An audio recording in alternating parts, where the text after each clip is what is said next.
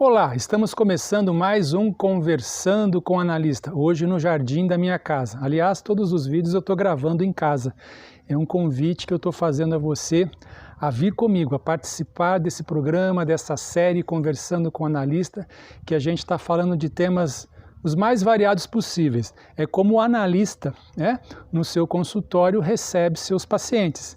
Os temas quem traz são eles. E a gente aproveita o tema deles, as falas, as indagações, as interrogações, as questões, os caminhos para a gente dizer para ele tudo o que ele está querendo saber. Vamos lá. O tema hoje nós vamos falar de uma mensagem que eu recebi de uma amiga, a Silvia Bueno. Ela é motorista de ônibus em Campos de Jordão, estado de São Paulo, uma estância climática, uma delícia. Não sei se vocês já foram para Campos de Jordão, muito gostoso. E a Silvia já foi motorista de ônibus, de circular na cidade, e ela traz uma questão. Ela me pergunta o seguinte: gostaria de tirar uma dúvida. Por que as pessoas vão envelhecendo e ficando cri-cri, insuportáveis, quando deveriam ser humildes, pois já viveram vários exemplos, várias situações na vida e poderiam ser exemplo ao invés de ficar cobrando as pessoas. Até ela termina dizendo que os motoristas de circular, de ônibus, eles deveriam ser arrebatados em vida para o céu, porque eles sofrem muito, né? Muitas malcriações, muitas chatices, né?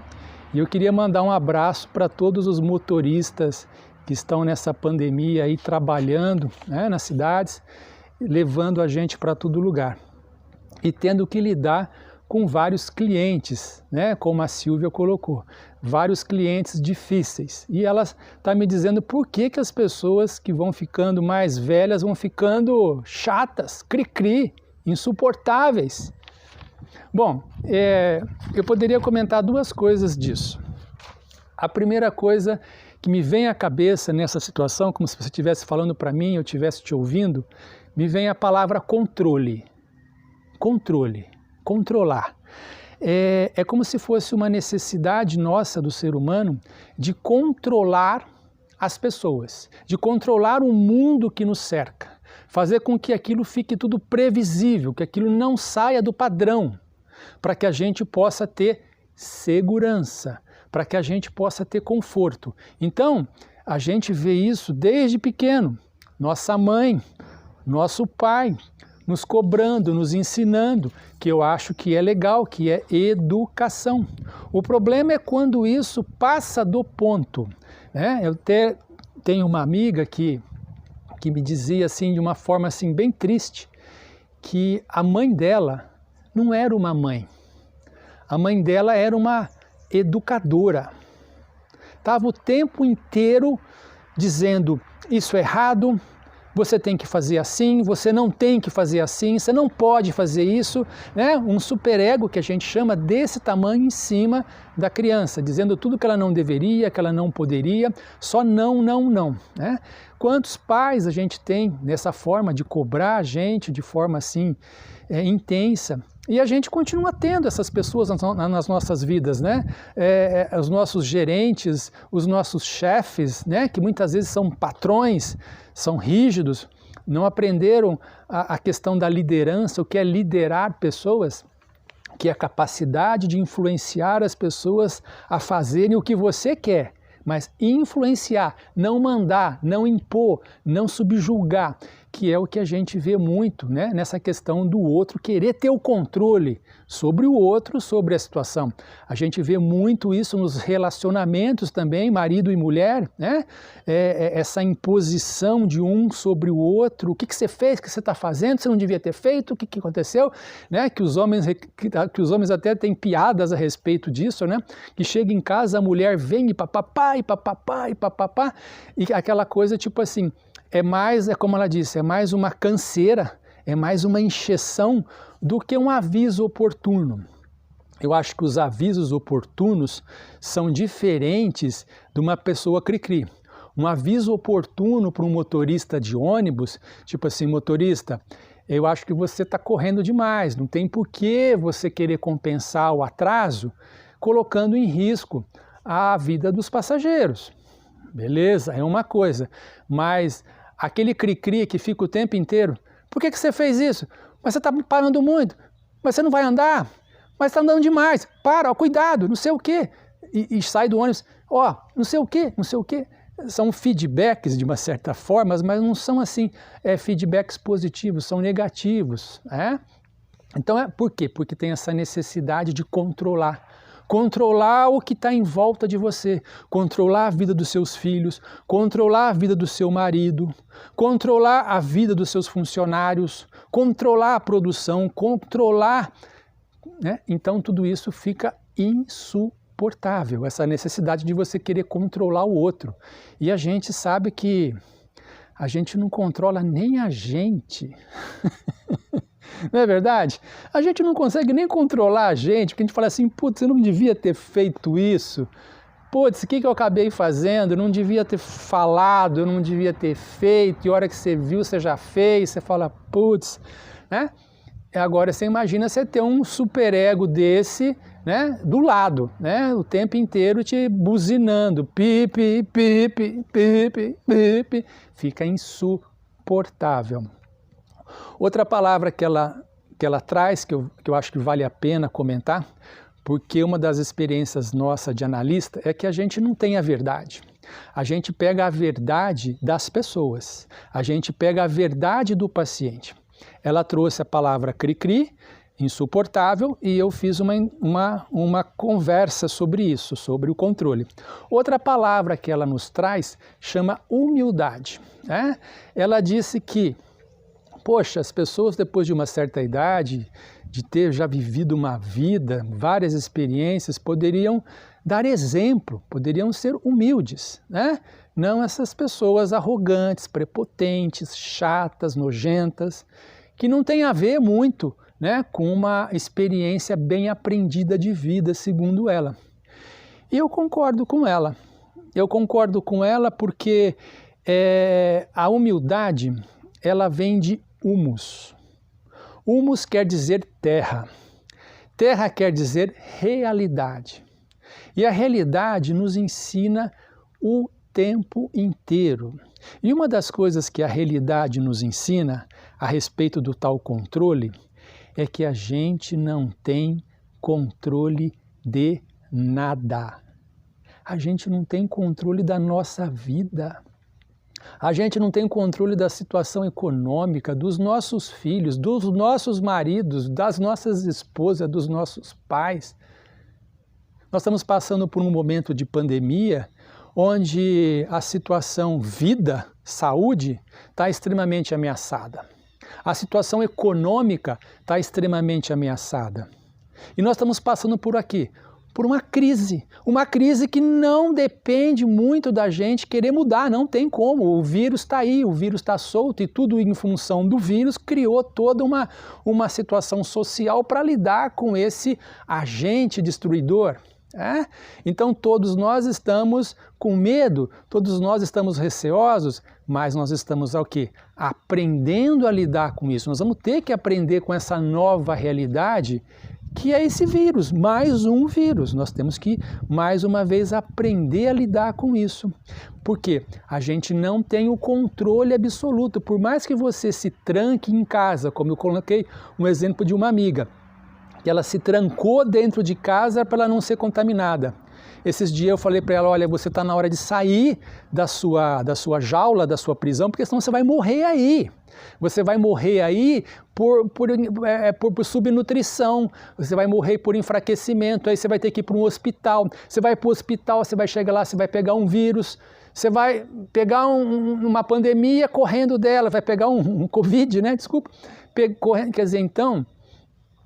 A gente não tem controle. Isso que ela fala, que a experiência de vida poderia nos ensinar a sermos mais humildes, com a vida, com os erros do outro, com os lapsos, com os fracassos, porque nós mesmos não somos perfeitos, né? Os outros erram. É diferente o feedback de você falar para o motorista, motorista, olha, cuidado, motorista, parabéns, motorista, valeu, ó, motorista, hoje você deu uma brecada que eu quase fui de boca. Simples, tranquilo, para quê? Para aquilo fazer com que ele pense. Você concorda comigo? Do que você querer impor. Tudo que é imposto para o outro, até quando um chefe seu chega e impõe, eu quero que você faça isso, porque senão é um efeito ruim. A gente não precisa disso, né? A gente não precisa dessa forma de ser chato e cri-cri, né? E o terceiro aspecto, bem curtinho, que é essa questão, por que quando a gente vai envelhecendo, a gente vai ficando mais chato? Porque a gente vai perdendo o controle. A gente vai vendo no nosso corpo que a gente não tem mais o controle de tudo. O nosso corpo é um sinal muito claro disso, de que a gente vai envelhecendo, que a gente vai enfraquecendo. Aquilo que a gente fazia, a gente não consegue mais fazer. Aquilo que a gente corria, andava, fazia, a gente cansa mais fácil. A gente pega uma doença, a gente fica enfraquecido, a gente fica, né, sem armas na mão para lutar, a gente fica frágil, a gente fica sem forças. Então, esse contato com essa realidade da nossa fraqueza, né, do nosso estado frágil, de sermos frágeis, muitas vezes provoca reações ao contrário, das pessoas quererem reagir contra a própria falência ou o próprio declínio. Por isso que é importante saber envelhecer, né? Envelhecer, como ela disse, poder envelhecer não para o lado chato, mas para o lado sábio, né? Mas eu vou trazer aqui um exercício para vocês, porque além de eu trazer essa parte do analista, né, que eu sou, eu também trago a parte do coaching, que eu também faço, né? Numa sessão de análise a gente não faz essa mistura, geralmente a gente trabalha só com um lado analítico, mas eu vou trazer para você, porque nós estamos conversando, eu vou trazer duas perguntinhas muito interessantes do coaching, ok? Estão a fim de fazer? Vamos lá. Primeira questão. Eu gostaria que você escrevesse nesse diário, que você já deve estar fazendo aqui comigo, porque todo dia, às vezes, eu trago algumas questões, algumas perguntas para você, e é importante você ter isso daí para você, que é um presente que eu estou te dando. Escreva nesse seu papel 3 coisas que você acha que são muito chatas em você. Isso. Ou que você já percebe, ou que os outros percebem, ou que o seu filho fica falando, a sua filha, seu marido, sua amiga, seu amigo, seu chefe, né? Coloque 3 coisas que você admite que existe em você que são chatas. As pessoas chegam a dizer que chega até a ser insuportáveis. Segunda questão. Se você pudesse se tornar uma pessoa exemplar, né, como a Silvia colocou, eu acho que todos nós temos essa aspiração no nosso ego, ser uma pessoa bacana, né? Se você pudesse ser uma pessoa exemplar, quais características que você teria, né? Quais características que você colocaria em você? Se tiver difícil para você ver isso, tente pegar, por exemplo, uma pessoa que você admira, aí, no meio social, próximo, longe. Quais características que ela tem que são marcantes, que você fala assim, putz, quando eu crescer eu quero ser que nem essa pessoa, né? Coloque aí, monte essa pessoa. Quem que seria essa pessoa? Ó, não tem que ser com base no real, com base, eu estou dizendo, com base no que você gostaria, ok? Monte essa pessoa que você gostaria de ser. Agora, sobre essa segunda questão, eu gostaria que você fizesse uma proposta para você, né? Como que você poderia começar a colocar isso na sua vida? Esses três sinais, esses três caminhos que você admira, essas três características de personalidade, ou de comportamento, ou de atitude, que você acha muito bacana nas pessoas. Como que você poderia começar a colocar um pouquinho disso na sua vida? A primeira, a segunda, a terceira. Escreva, tá? Escreva. Isso é um presente que eu estou dando para vocês. Bem, para terminar, eu gostaria de mostrar um exemplo que acontece aqui na minha casa. Tá vendo aquela árvore ali em cima? Essa árvore é bem grande. Essa árvore está no vizinho. Essa árvore é uma seringueira, aquela que está por trás dos coqueiros. Ela deve ter o quê? Se o sobrado tem uns 9, deve ter uns 20 metros, mais ou menos. Essa árvore, com o tempo, chega nessa época agora, ela começa a soltar as suas folhas. Ela começa a soltar as suas folhas e esse jardim, esse gramado, até muito bacana, muito bonito, ele começa a ficar extremamente sujo. As folhas começam a cair, começa a sujar tudo isso daqui.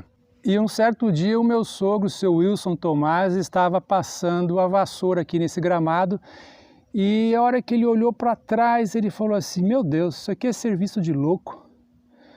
Eu estou limpando e olho para trás, está tudo sujo de novo, porque as folhas caíam. As folhas caíam. E a vida é assim. As folhas caem, a gente cai, a gente erra. A gente acerta, a gente erra, a gente acerta. Por isso que eu acho que o lema da nossa bandeira brasileira não deveria ser só ordem e progresso. Porque a gente não tem progresso só com ordem. A gente tem progresso com desordem, ordem e progresso. Você não concorda comigo? Então vamos ser mais humildes, segundo o que a própria Silvia nos indaga, que a vida pode nos ensinar. A gente pode aprender com as experiências para que a gente possa ser mais simples, mais amável, mais simpático, mais cordial, mais amigo. A gente conquista mais por aí do que por outro lado, não é?